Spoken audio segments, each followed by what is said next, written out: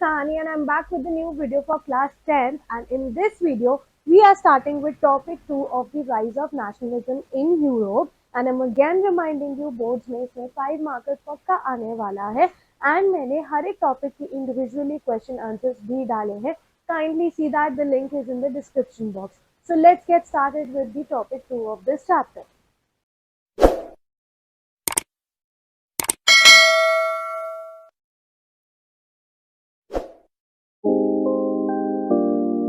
Europe and nationalism in Europe जब आप पढ़ेंगे टॉपिक 2 में, I am again telling you board में 5 मार्क्स के मार्कर पक्का आने वाला है, राइट. सो यहाँ पे हम बात कर रहे हैं मिड 17th सेंचुरी की, सॉरी मिड 18th सेंचुरी की हम बात कर रहे हैं, विच इज 1750.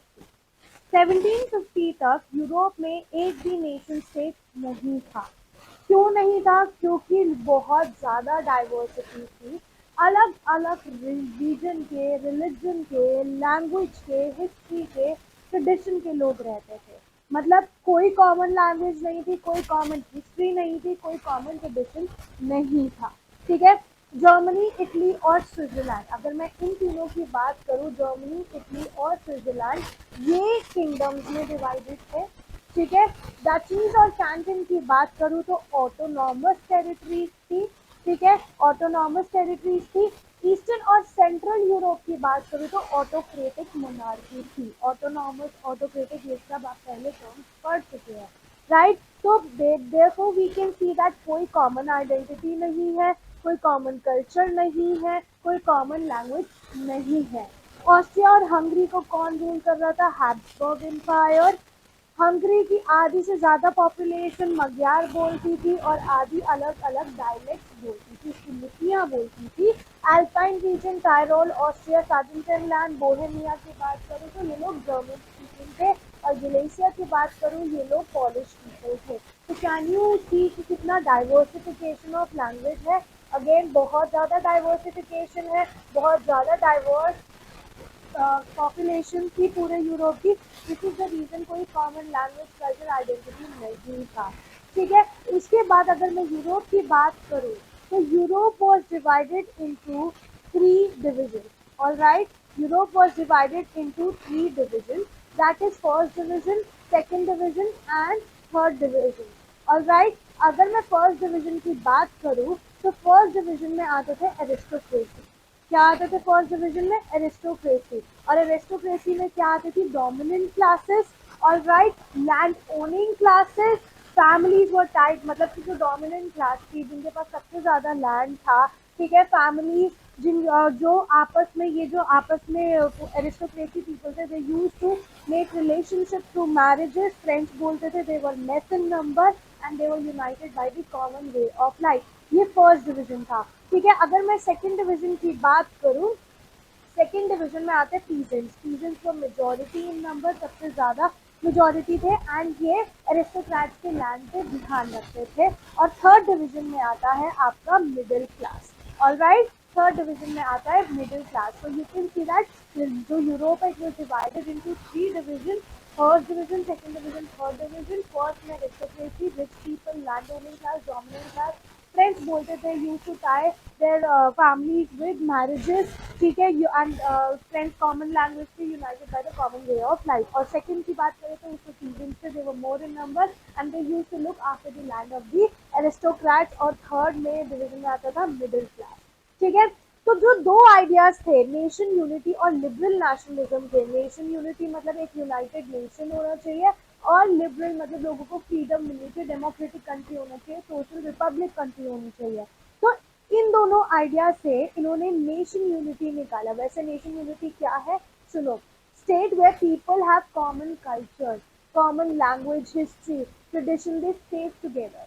ठीक है. एक यूनाइटेड नेशन होना चाहिए जिसमें सब लोगों का कॉमन कल्चर, लैंग्वेज, ट्रेडिशन होना चाहिए. और दूसरा था लिबरल नेशनलिज्म. अगर लिबरलिज्म की बात करें, लिबरल का मतलब होता है free. It is a Latin word which means free. ठीक है. तो जो मेजर इश्यूज लिबरल नेशनलिस्ट लेके आए थे, वो चाहते थे कि भाई हमारी कंट्री में फ्रीडम ऑफ प्रेस हो, लोगों के पास फ्रीडम हो कुछ भी पब्लिश करने का.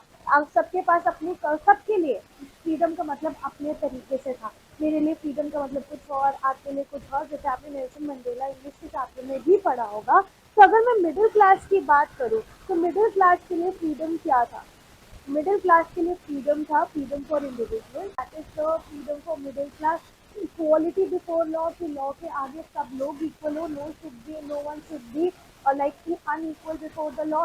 गवर्नमेंट जो होनी चाहिए लोगों के कंसेंट के हिसाब से बननी चाहिए, ऑटोक्रेसी रूल खत्म होना चाहिए, क्लेरिकल प्रिविलेजेस मतलब प्रिविलेजेस बाय बर्थ लोगों को नहीं मिलने चाहिए, कॉन्स्टिट्यूशनल गवर्नमेंट होनी चाहिए, रिप्रेजेंटेटिव गवर्नमेंट होनी चाहिए, मतलब कॉन्स्टिट्यूशन के हिसाब से गवर्नमेंट चलनी चाहिए, और हमारे पास पूरा राइट होना चाहिए अपने रिप्रेजेंटेटिव को इलेक्ट करने का, और प्राइवेट प्रॉपर्टी का रूल नहीं होना चाहिए। This was the freedom according to the middle class. All right. अब equality of all before law, इसमें equality of all before law की every person should be equal before law, इसमें universal adult suffrage नहीं था, मतलब right to vote नहीं था।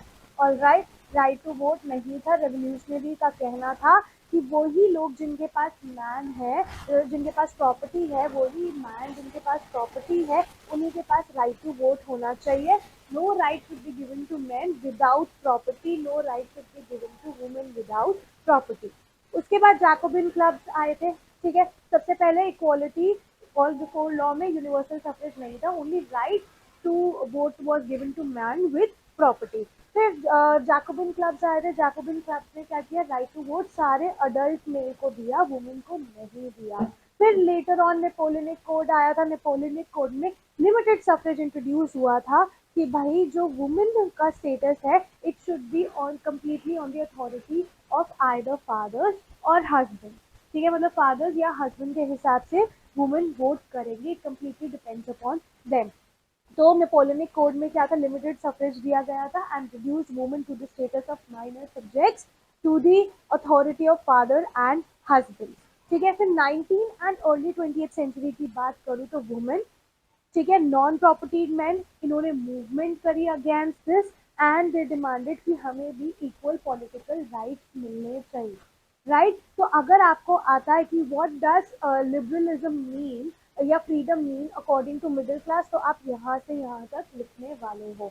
Right, फिर अगर मैं इंडस्ट्रियलिस्ट की बात करूँ, इंडस्ट्रियलिस्ट के लिए था फ्रीडम ऑफ मार्केट, कि भाई हमारे काम के बीच में कोई रुकावट ना आए। उन्होंने स्टेट इम्पोज रिस्ट्रिक्शंस जो थी कि भाई एक जगह से गुड अगर दूसरी जगह पे जा रहा है तो हर एक स्टेट को क्रॉस करते करते टैक्सेस लगता था, तो दे वांट कि वो टैक्सेस ना लगे, वो रिस्ट्रिक्शन हट जाए। उनको यूनिफॉर्म मेजरिंग सिस्टम चाहिए था कि हर जगह सेम यूनिफॉर्म वेट सिस्टम हो। ठीक है, इन्होंने एक यूनिफाइड इकोनॉमिक टेरिटरी भी बनाई। इन्होंने एक ग्रुप बनाया अपना which was named as Zollverein. ठीक है, डॉल्वरिन क्या था, it was a custom union made by industrialist in 1834। कौन से इंडस्ट्रियलिस्ट ने बनाया था, प्रूशिया के इंडस्ट्रियलिस्ट ने बनाया था। They join hand with the most of the German states. ठीक है, और कब बना, क्यों बना था, कि वो अगर एक स्टेट से हमारा मतलब ए से लेके मान लो बी तक हमारा अगर गुड जा रहा है तो बी पे हमें टैक्स देना पड़ जाता, सी पे टैक्स देना पड़ता था। तो इस टैक्सेस को खत्म करने के लिए इन्होंने जॉल्वरिन बनाया था। और जॉल्वरिन बनाने का क्या हुआ था, ट्रेड बैरियर सारे हट गए थे और 30 करेंसीज चलती थी उस टाइम पे। 30 currencies were reduce to 2 currencies. All right, तो आपने मिडिल क्लास का पढ़ लिया, फ्रीडम का मतलब इंडस्ट्रियलिस्ट का पढ़ लिया। अब हम कंजर्वेटिज्म के बारे में पढ़ रहे हैं, जो 1815 के बाद जो न्यू कंजर्वेटिज्म गवर्नमेंट आई थी आफ्टर 1815, उसके बाद।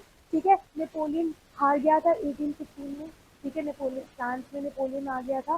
ठीक है, 1809 में एंड देन 1804 में and then he lost in 1815।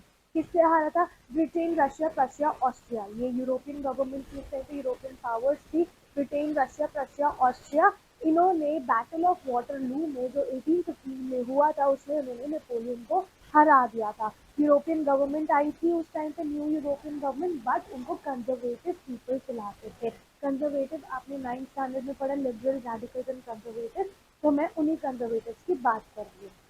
ठीक है, अगर कंजर्वेटिव्स की बात करूँ तो वो क्या चाहते थे, they wanted to preserve monarchy, monarchy को बचाना चाहते थे, चर्च पावर को रखना चाहते थे, सोशल हायरार्की, कि भाई हायरार्की में ही किंग्स बनेंगे। ठीक है, प्रॉपर्टी एंड फैमिली, इन सब चीज़ों को प्रिजर्व करके रखना चाहते थे, मतलब पुराने तरीकों को अभी भी प्रिजर्व करके चलना चाहते थे। ठीक है, उनको रियलाइज हुआ कि जितने भी चेंजेस नेपोलियन लेके आया है, राइट, ये मॉडर्नाइजेशन के चेंजेस है, मतलब वॉट एवर चेंजेस वो ब्रॉड बाय नेपोलियन, जब नेपोलियन आया था फ्रांस में तो वो काफ़ी अच्छे चेंजेस थे एंड उससे मॉडर्नाइजेशन आ सकती है। और और उससे हम क्या कर सकते हैं, उन्हीं लॉ को यूज करके मॉडर्नाइजेशन लेके आएंगे और ट्रेडिशनल इंस्टीट्यूट को, मतलब मोनार्की को और स्ट्रॉन्ग करेंगे। ठीक है, तो जितने भी यूरोपियन पावर्स थी, प्रशिया, ऑस्ट्रिया, रशिया, जो अभी मैंने आपको चार बताई थी, they met at Vienna, Vienna में मिले, उन्होंने एक एग्रीमेंट किया यूरोप में इन 1815। ठीक है, उस टाइम पे कांग्रेस को कौन होस्ट कर रहा था, ड्यूक मिटोनिक। ठीक है, और इनका एम क्या था, ट्रीटी ऑफ वियना जो उन्होंने मिलकर साइन करी थी, सेटलमेंट करा था, उसका एम क्या था, उसका ये था कि जितने भी नेपोलियन ने चेंजेस किए हैं उसको हम अनडू करने वाले हैं, वो ख़त्म करने वाले हैं। बॉर्बन डायनेस्टी फ्रांस में वापस आ गई थी उस टाइम तक। ठीक है, फ्रांस ने अपनी सारी टेरिटरीज को खो दिया था अंडर नेपोलियन, बिकॉज नेपोलियन हार चुका था बैटल ऑफ वाटरलूज में, तो सारा यूरोपियन पावर्स के पास चले गया था France. States were set up at the boundaries of France to prevent French expansion in Europe. तो जितनी भी स्टेट्स थी वो फ्रांस के बाउंड्रीज पे बना दी गई थी ताकि फ्रेंच जो है अपना टेरिटरी को एक्सपैंड ना कर सके बॉर्डर से। ठीक है, अगर मैं नॉर्दर्न फ्रांस की बात करूँ तो किंगडम ऑफ नीदरलैंड जिसमें बेल्जियम आता था। साउथ की बात करूँ, Genoa, Genoa was added to Piedmont. Western frontiers की बात करूँ तो प्रशिया ने न्यू टेरिटरी वहाँ पे बना ली थी। ठीक है, नॉर्दर्न इटली में ऑस्ट्रिया को कंट्रोल दे दिया गया था। ठीक है, जर्मन कॉन्फेडरेशन थी 39 स्टेट्स की जो नेपोलियन ने बनाई थी, उसको उन्होंने कोई चेंजेस नहीं करे थे, it was left untouched, right. अगर मैं ईस्टर्न की बात करूँ, Russia was given the part of the Poland, तो पूरे फ्रांस के border north south east west उसमें से चारों बॉर्डर पे यूरोपियंस ने क्या किया, अपनी एक स्टेट को सेटअप कर लिया सो दैट फ्रांस अपनी टेरिटरी को एक्सपैंड ना कर पाए। Russian was given a source portion of Saxony.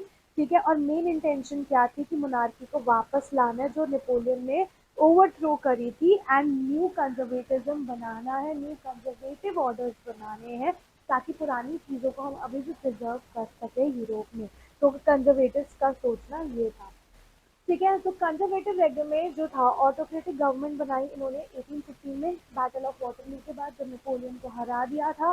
ठीक है, इन्होंने कहा कि हम क्रिटिसिज्म और डिसेंट, मतलब हमारे अगेंस्ट कुछ भी नहीं सुनेंगे। ठीक है, इन्होंने सारी एक्टिविटीज़ को रिस्ट्रिक्ट कर दिया, वो सारी पॉलिटिकल एक्टिविटीज़ मूवमेंट को रिस्ट्रिक्ट कर दिया which were questioning the auto legitimacy of autocratic government. Censorship law को इम्पोज किया, लिबर्टी और फ्रीडम के आइडियाज को पब्लिश होने से मना कर दिया, रिस्ट्रिक्ट कर दिया, राइट। अब obviously people will not take this, इसके अगेंस्ट भी फाइट हुई थी, तो हाँ रेवोल्यूशनरीज आए थे इसके अगेंस्ट भी। ठीक है, तो लोगों को लगा कि भाई लिबरल नेशनलिस्ट तो अब खत्म हो जाएंगे। ठीक है, लिबरलिज्म आने का कोई चांस नहीं है, तो after 1815 the fear of repression made many liberal nationalist underground, कि मतलब ये लोग गायब हो गए एंड सीक्रेटली इन्होंने काम करना शुरू किया अगेंस्ट द कंजर्वेटिव गवर्नमेंट।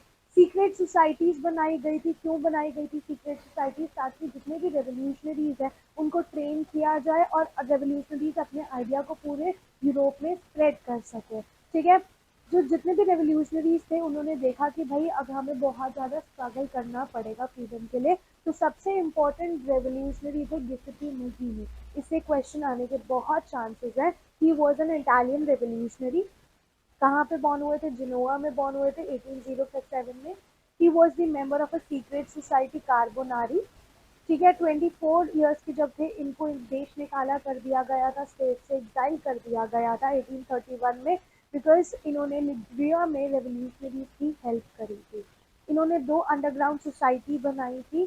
ठीक है, to help Europe against conservatism, that is young Italy in Marseilles and young Europe in Bern. ठीक है, and he was the one जो पूरे इटली को एक यूनाइटेड नेशन बनाना चाहते थे। ठीक है, following his model secret society वो सेटअप, अब इनको फॉलो करते को करते सीक्रेट सोसाइटी बननी शुरू हुई। कहाँ पे सीक्रेट सोसाइटी बनी, जर्मनी में, फ्रांस में, स्विट्जरलैंड में और पोलैंड में। ठीक है, गिउसेppe मज़ीनी की विजन क्या थी कि भाई एक डेमोक्रेटिक रिपब्लिक कंट्री बनाना चाहते हैं। ठीक है, डेमोक्रेटिक रिपब्लिक कंट्री बनाना चाहते हैं जिससे कंजर्वेटर्स के मन में एक फियर आ जाए कि भाई इनका नहीं चलेगा, we need to bring changes. ठीक है। और मेटर्निक ने कहा था, ड्यूक मेटर्निक कांग्रेस के चांसलर जो थे, वाइस चांसलर जो थे, जिन कांग्रेस को होस्ट कर रहे थे, इन्होंने कहा था the most dangerous enemy of our social order. Who is the most dangerous enemy of our social order? Giuseppe Mazzini. ये वन मार्कर में भी पूछा जाता है कि मेटर्निक ने किसको कहा था the most dangerous enemy of our social order? That is Giuseppe Mazzini, क्योंकि उन्होंने सीक्रेट सोसाइटीज बनाई थी to fight against conservatism. Moreover, this can also be asked, Giuseppe Mazzini was the most dangerous enemy of our social order. It was declared by whom? It was declared by Metternich. So ये है हमारा topic 2. I'll be making the video of topic 3 in next video. And if you have any doubt, you can reach us out on Instagram, Facebook, or Telegram for notes and MCQs, sample papers, any kind of help. Again, you can reach us out. And for more such videos, do not forget to subscribe my channel and ring the bell icon for the notification of my upcoming videos. Bye bye, everyone.